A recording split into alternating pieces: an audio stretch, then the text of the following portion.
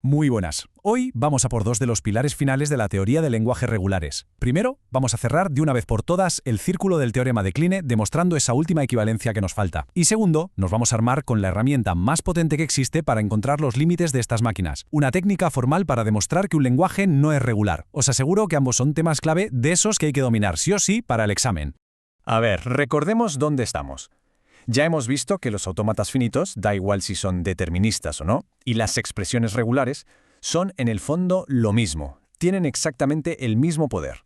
Sabemos pasar de una expresión a una máquina, pero la gran pregunta que nos queda, la que completa el ciclo, es la contraria. ¿Cómo podemos coger un autómata finito cualquiera y, de forma sistemática, sacar de él su expresión regular equivalente? Este va a ser nuestro plan de ataque. Primero, nos metemos de lleno en el algoritmo para convertir autómatas en expresiones. Con eso, cerramos el círculo de Kleene. Después, cambiamos totalmente el chip y nos vamos a preguntar, ¿qué no pueden hacer estas máquinas? Y ahí es donde entra el famoso lema de bombeo. Para terminar, como siempre, un resumen con lo más importante de cara al examen. Venga, pues vamos con esa pieza que falta del puzzle del teorema de Kleene. Lo que queremos es construir la prueba definitiva de que, para cualquier lenguaje regular, si tenemos un autómata que lo reconoce, entonces tiene que existir por narices una expresión regular que lo describa. El método que vamos a usar es un algoritmo, casi como una receta de cocina, que se conoce como el algoritmo de eliminación de estados o en inglés state ripping. La idea, en el fondo, es súper intuitiva. Empezamos con la máquina, con todos sus estados y flechas, y vamos arrancando estados uno a uno hasta que al final solo nos quede una fórmula, una única expresión regular. Ojo, detalle súper importante. Este algoritmo no trabaja directamente sobre un autómata normal y corriente, sino sobre una versión un poco más pro que llamamos autómata finito no determinista generalizado, o GNFA. Fijaos bien en la definición formal. ¿Cuál es la diferencia clave? Está en la función de transición, en delta. Como veis, las flechas ya no están etiquetadas con simples letras o símbolos, sino con expresiones regulares enteras. Esta flexibilidad es precisamente lo que hace que el algoritmo funcione. Antes de empezar a arrancar estados a lo loco, tenemos que preparar un poco el terreno, estandarizar el autómata. Este proceso de 4 pasos nos asegura que todo vaya como la seda. Añadimos un único estado de inicio y uno de aceptación, para tener una puerta de entrada y una de salida claras. Y luego completamos el autómata para que siempre haya una transición, una flecha, entre cualquier par de estados. Esto, que puede parecer un lío, en realidad simplifica muchísimo los cálculos que vienen después. Y aquí está el corazón de todo el algoritmo. Imaginaos que queremos eliminar el estado del medio, al que llamamos QRIP, para abreviar el estado a arrancar. Ahora mismo, para ir de QI a QJ, una opción es pasar por QRIP. También podría haber un atajo directo, que es R4. Y para complicarlo, QRIP podría tener un bucle sobre sí mismo, R2. El reto es, ¿cómo quitamos QRIP sin perder ninguna de las rutas que nos permitía? Y esta es la fórmula mágica que lo soluciona todo. La nueva flecha que va de QI a QJ tiene que contemplar dos escenarios. Primero, el camino que ya existía, el R4. Ese no lo podemos perder. Y a eso le añadimos, con una unión, el camino que pasaba por QRIP. ¿Y cómo era ese camino? Pues era ir de QI a QRIP, R1, dar todas las vueltas que quisiéramos en el bucle de QRIP, eso es R2 estrella, y finalmente saltar de QRIP a QJ. R3. Esta expresión lo captura todo. Y este es el resultado. Fijaos, QRIP ha desaparecido del mapa, pero la nueva etiqueta que une QI con QJ se ha vuelto más compleja. Ha absorbido, por así decirlo, toda la lógica que antes pasaba por el estado eliminado. Hemos recableado el autómata para que siga reconociendo exactamente el mismo lenguaje. Y este proceso lo vamos repitiendo hasta que solo nos queden el estado de inicio y el de aceptación.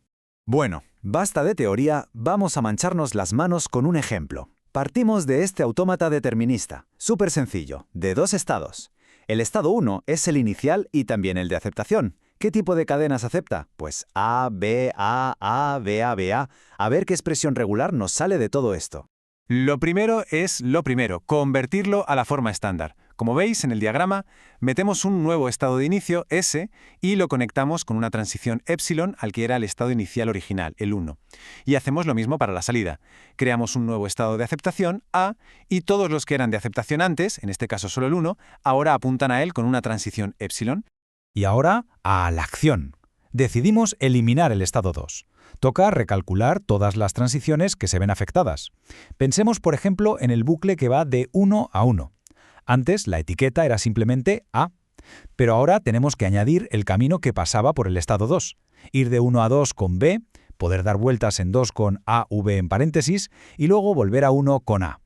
Pues la nueva etiqueta del bucle será la unión de lo que ya había, A, con toda esa nueva ruta.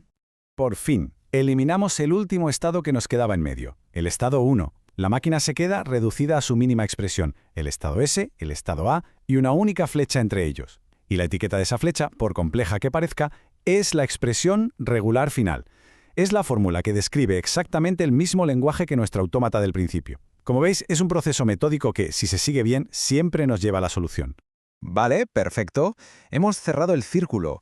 Hemos demostrado que las máquinas y las fórmulas son dos caras de la misma moneda. Pero claro, esto también significa que comparten las mismas debilidades. La característica que define a un autómata finito es, bueno, que su memoria es finita, está contenida en su número de estados. Y esto nos lleva a una pregunta inevitable. ¿Qué tipo de problemas, qué patrones, son imposibles de reconocer si solo tienes una memoria limitada? Esta es la pregunta del millón. Un autómata, por definición, tiene un número fijo de estados. Podemos pensar en cada estado como una pequeña unidad de memoria. ¿Es esta cantidad finita de memoria suficiente para reconocer cualquier patrón que se nos ocurra? Pues la respuesta, y esto es muy importante, es un rotundo no. Y aquí es donde la cosa se pone difícil, porque nuestra intuición nos puede jugar una mala pasada.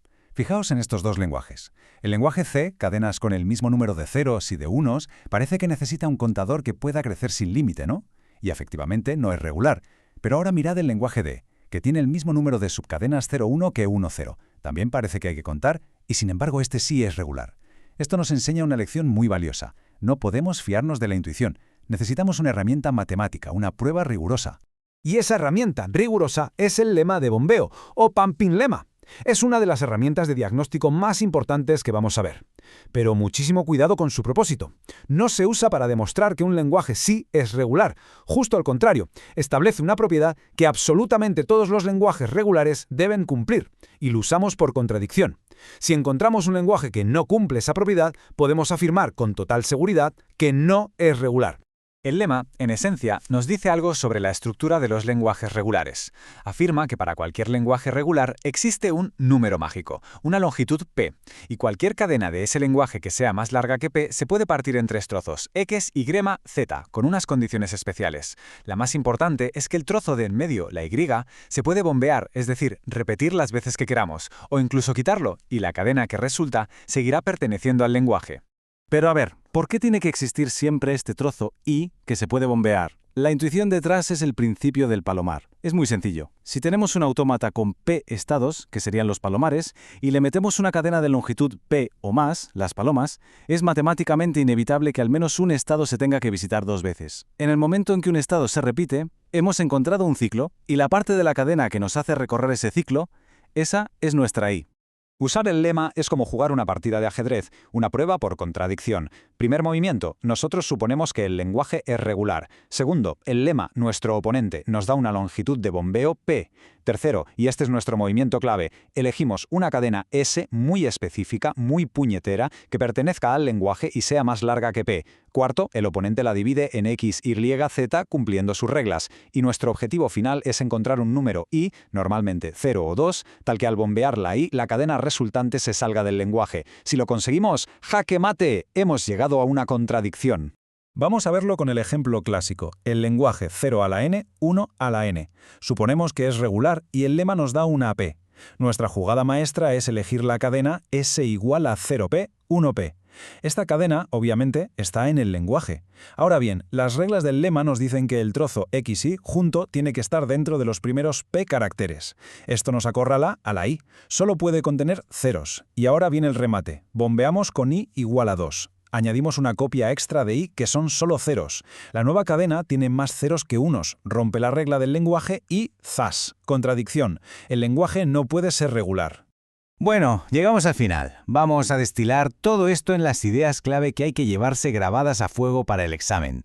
Resumiendo, hemos visto dos conceptos muy diferentes. Por un lado, un método constructivo, un algoritmo, la conversión de autómatas a expresiones regulares. Es como seguir una receta.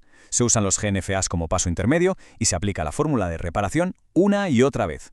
Por otro lado, una herramienta de demostración, un argumento lógico, el lema de bombeo. Es una prueba por contradicción. Y recordad, la clave del éxito aquí es siempre elegir la cadena S con mucha astucia para forzar la contradicción. Y para terminar, os dejo con una pregunta que abre la puerta a lo que viene después. Hemos visto que los autómatas finitos se ahogan cuando necesitan memoria infinita para contar, como en el caso de 0n, 1n. La pregunta es lógica. Si un autómata finito no es suficiente, ¿qué tipo de máquina teórica, una máquina con más memoria, podríamos inventar para que sí pueda reconocer estos lenguajes más complejos? La respuesta a eso es, precisamente, el siguiente capítulo de la informática teórica.